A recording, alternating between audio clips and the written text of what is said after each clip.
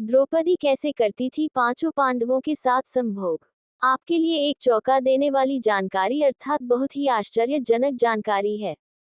आज का विषय है कि द्रौपदी पांचों पांडवों के साथ में कैसे संबंध बनाती थी।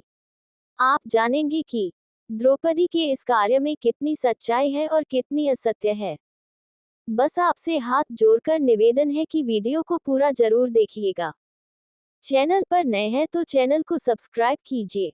द्रौपदी के चरित्र के बारे में आपको सही तरीका से जानना ही है कि पांचों पांडवों के साथ द्रौपदी का कैसा चरित्र रहा, किस किस तरह से वो उनके साथ संबंध बनाती थी और कैसे कैसे उनकी सेवा किया करती थी, कैसे पांचों पांडवों के साथ में रिश्ते हुआ करते थे। द्रौपदी का पांच पांडवों के साथ क्या रिश्ता था, कैसा उसका चरित्र था। कहते हैं कि हमारे हिंदू धर्म में किसी भी स्त्री का एक से अधिक पति होना गलत माना जाता है, लेकिन फिर भी आज से कई वर्षों पहले द्वापर युग में यानी महाभारत युग में द्रौपदी ने 5 पतियों से विवाह किया था। ऐसे में सोचने वाली बात है कि आखिर उस समय ऐसी क्या मजबूरी आ पड़ी थी कि द्रौपदी को 5 पतियों से विवाह करना पड़ा था। यानी द्रौपदी के लिए ऐसी क्या मजबूरी बन गई कि 5 पतियों के साथ करना पड़ा, और सबसे जरूरी द्रौपदी ने अपने 5 पतियों के साथ पत्नी धर्म कैसे निभाया। मित्रों, क्या आप जानते हैं कि महाभारत में द्रौपदी के चीरहरण करने के बाद द्रौपदी के साथ कौरवों ने क्या किया था, और आप ये जानकर हैरान रह जाओगे। 5 पांडवों के अलावा द्रौपदी किसी और से भी प्रेम करती थी जिसका नाम सुनकर के आप दंग रह जाओगे। और द्रौपदी ने क्यों दिया था कुत्ते को इतना बड़ा श्राप जिसकी वजह से कुत्ते आज भी खुले में सहवास करते हैं। द्रौपदी से जुड़े ऐसे कई सवाल हैं जो उसके चरित्र पर प्रश्न चिन्ह लगाते हैं। महाभारत के अनुसार द्रौपदी के जन्म से पहले द्रौपदी के पिता राजा द्रुपद और गुरु द्रोणाचार्य के बीच एक घनघोर युद्ध हुआ था। इस युद्ध में गुरु द्रोणाचार्य ने राजा द्रुपद को हराकर उनके आधे राज्यों पर कब्जा जमा लिया था। युद्ध में हारे हुए राजा द्रुपद ने गुरु द्रोणाचार्य से बदला लेने के लिए पुत्र प्राप्ति की इच्छा से एक बहुत बड़ा यज्ञ का आयोजन किया। उस वक्त यज्ञ की वेदी के मध्य भाग से एक पुत्र और एक अनंत सुंदरी कुमारी कन्या भी प्रकट हुई।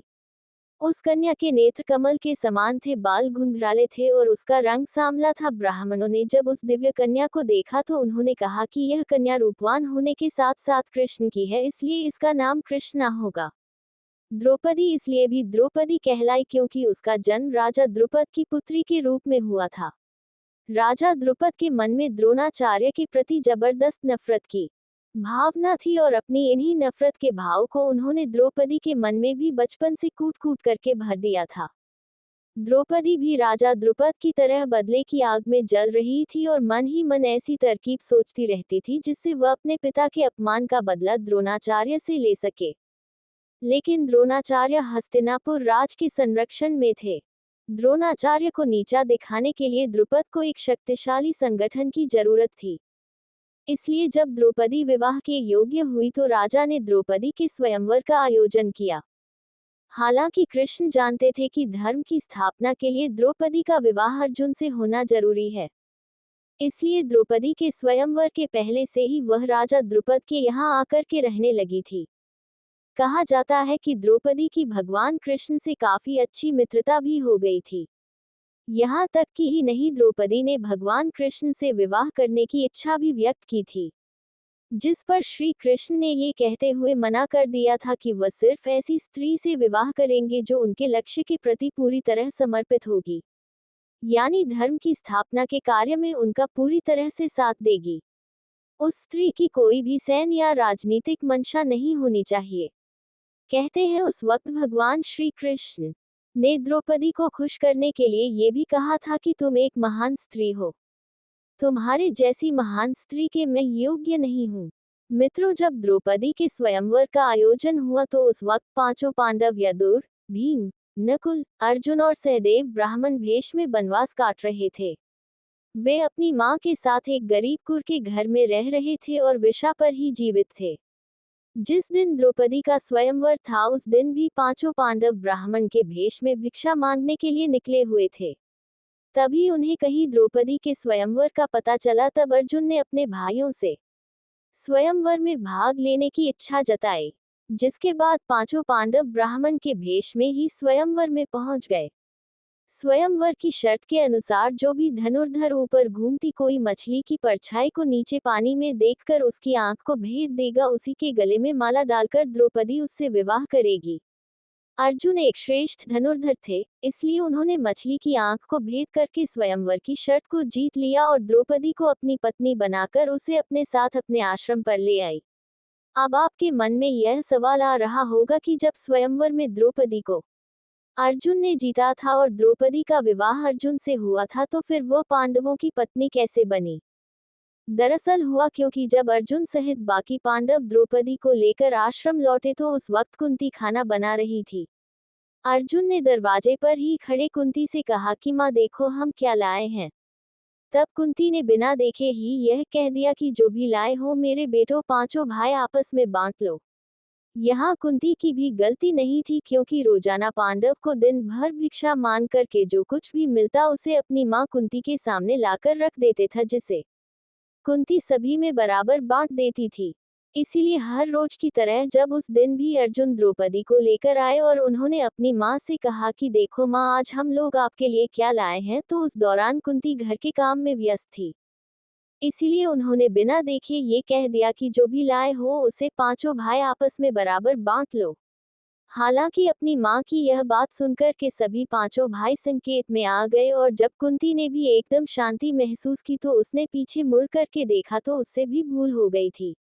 उन्होंने अपने पुत्र युधिष्ठिर से कहा इसका कोई ऐसा उपाय निकालो जिससे द्रौपदी का कोई भी अनर्थ ना हो और मेरे मुंह से निकली बात ती ना हो। हालांकि जब इसका हल युधिष्ठिर से भी नहीं निकल पाया, तब पांडव अपनी मां की बात का मान रखते हुए द्रौपदी से विवाह करने के लिए तैयार हो गए। लेकिन जब इस बात का पता राजा द्रुपद को चला तो वे अधिक परेशान हो गए। राजा द्रुपद की चिंता को दूर करने के लिए महर्षि व्यास ने राजा द्रुपद को द्रौपदी के पूर्व जन्म की कहानी बताई। महर्षि व्यास ने बताया कि द्रौपदी अपने पूर्व जन्म में एक ऋषि कन्या थी। वह रूपवती होने के साथ साथ गुणवती और सदाचार भी थी। लेकिन पूर्व जन्म के कुछ कर्मों के कारण द्रौपदी का विवाह नहीं हो पा रहा था। इसलिए द्रौपदी ने भगवान शिव की घोर तपस्या की और इस तपस्या से प्रसन्न होकर शिवजी ने द्रौपदी को मनचाहा वरदान मांगने के लिए कहा। तब द्रौपदी ने सोचा और विचार किया कि वरदान से उसकी सभी इच्छाएं पूरी नहीं होंगी। इसलिए उसने घुमा फिरा करके महादेव जी से वरदान मांगा।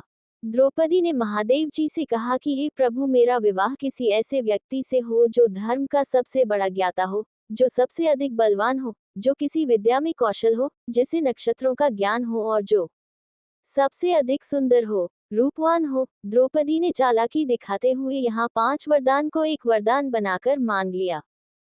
हालांकि महादेव द्रौपदी के मन की बात को समझ गई थी, लेकिन उन्होंने द्रौपदी को पहले ही मनचाहा वरदान देने का वचन दे दिया था। इसीलिए महादेव ने द्रौपदी से कहा कि तुम्हारी चालाकी को मैं भली भांति समझ चुका हूँ। इसलिए अब तुम्हें अगले जन्म में एक नहीं बल्कि 5 पति मिलेंगे और तुम 5 पतियों की स्त्री बनोगी। ये सुनकर के द्रौपदी और ही चिंतित हो जाती है और महादेव से प्रार्थना करती है कि हे दीन बंधु, मैं आपकी कृपा से केवल एक पति चाहती हूँ। इस पर शिवजी ने कहा मेरा वरदान व्यर्थ नहीं जा सकता, इसलिए तुझे 5 पति प्राप्त होंगे।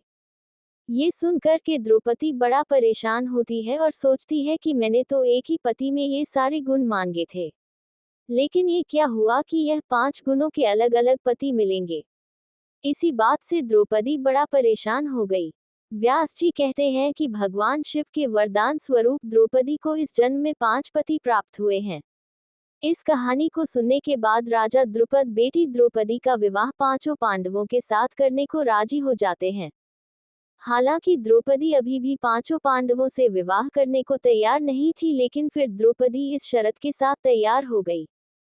उसने कहा कि 5 पांडव भाई आगे जाकर के जिस किसी से भी विवाह कर सकते हैं, लेकिन रानी का स्थान केवल द्रौपदी को ही मिलेगा।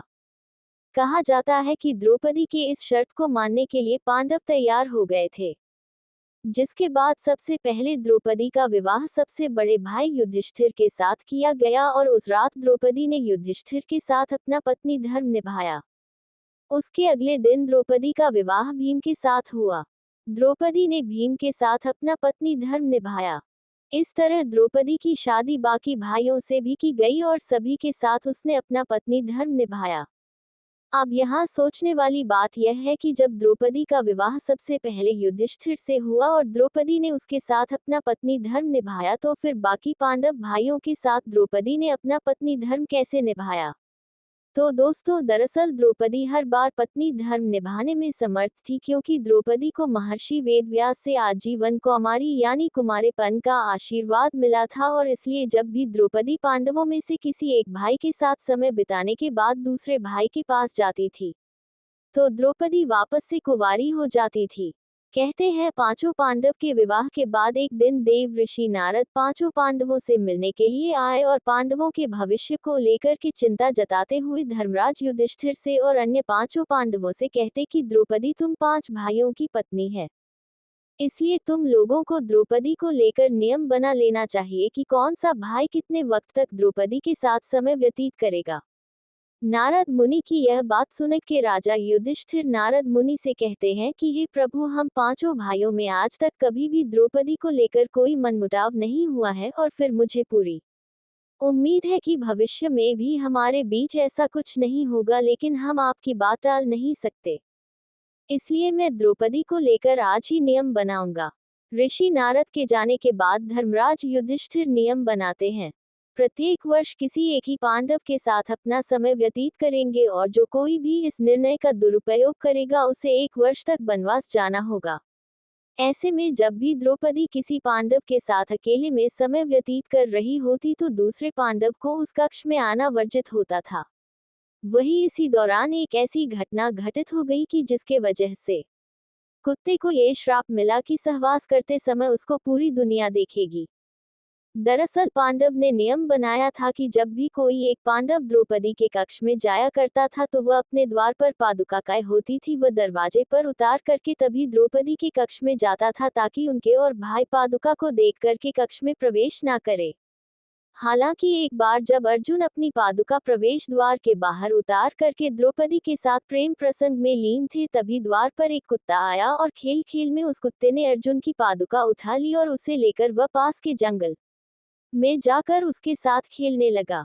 इसी बीच भीम अपने कक्ष की ओर प्रस्थान कर रहे थे, तो उन्होंने देखा कि द्रौपदी के कक्ष के बाहर कोई पादुकाएं नहीं है, तो वह कक्ष में चले गए। अर्जुन बहुत गुस्सा हुए और कहा, तुमने द्वार पर चरण पादुका नहीं देखी थी जो तुम यहाँ चले आए? तब भीम ने कहा कि हाँ, दरवाजे पर चरण पादुकाएं नहीं थी, इसीलिए मैं अंदर चला आया। फिर अर्जुन और भी चरण पादुका ढूंढते हुए पास के जंगल में पहुंच गए। उन्होंने देखा कि एक कुत्ता अर्जुन की पादुका के साथ में खेल रहा है। ऐसे में द्रौपदी इस बात से बहुत ही लज्जित महसूस कर रही थी और इतनी क्रोधित हो गई कि ऐसे में उसने क्रोध में आकर के कुत्तों को श्राप दिया कि जैसे आज मुझे भीम ने सहवास करते देखा है, ना उसी तरह तुम्हें सारी दुनिया सहवास करते देखेगी। बस यही श्राप के चलते कुत्ते खुले में सहवास करते हैं। दोस्तों, ऐसा भी बताया जाता है कि स्वर्ग यात्रा के दौरान जब द्रौपदी खाई में गिर जाती है, द्रौपदी की मृत्यु हो गई थी, तब भीम ने अपने बड़े भाई युधिष्ठिर से पूछा था कि द्रौपदी ने अपने जीवन में कभी कोई पाप नहीं किया, फिर हमारे साथ स्वर्ग क्यों नहीं जा सकी?